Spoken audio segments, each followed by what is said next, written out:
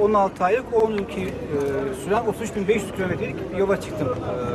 20'sinde Anıtkabir'den çıktım. Emekli Asubay Derneği tarafından çıktım. Yurtta Sulh, Cihanda Sulh, Atatürk'ün Yurtta Sulh, Cihanda Sulh ilkesini her yere götürmeye çalışıyor.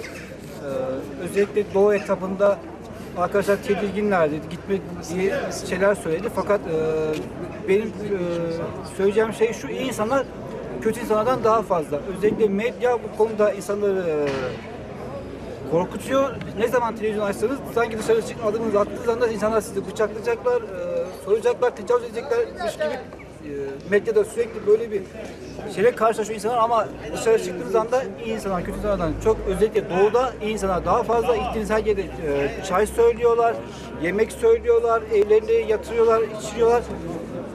Çok güzel bir tur, çok iyi, çok memnun. Şu anda bir sıkıntı olmadı. Hangi ülkeleri gezeceksiniz? Buradan İran, Pakistan, Hindistan, tekrar Pakistan'a girip Çin'e gireceğim. Pekin'e kadar gidip tekrar Özbekistan, Kırgızistan, Kazakistan, Rusya, Gürcistan, Hoppa'dan tekrar Türkiye'ye gideceğim 2014 Şubat'ında. 2014 Şubat'ında tekrar Türkiye'ye gireceğim. Yurtta Sulh, Cihanda Sulh'la yola çıktık. Özellikle de Pakistan etabı, İran etabı biraz riskli alanlar.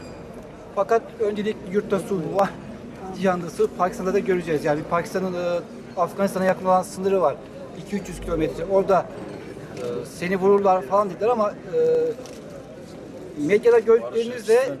medyada gördüklerinizle gerçek yaşadıklarınız çok farklı. Diyarbakır'da yaşananlar, Urfa'da yaşadıklarım, Bitlis'te yaşadıklarım çok farklı. Böyle bir ortam hiç televizyonda gördüklerimiz gibi değil. Herkes çok sıcak, herkes çok cana yakın, çok güzel.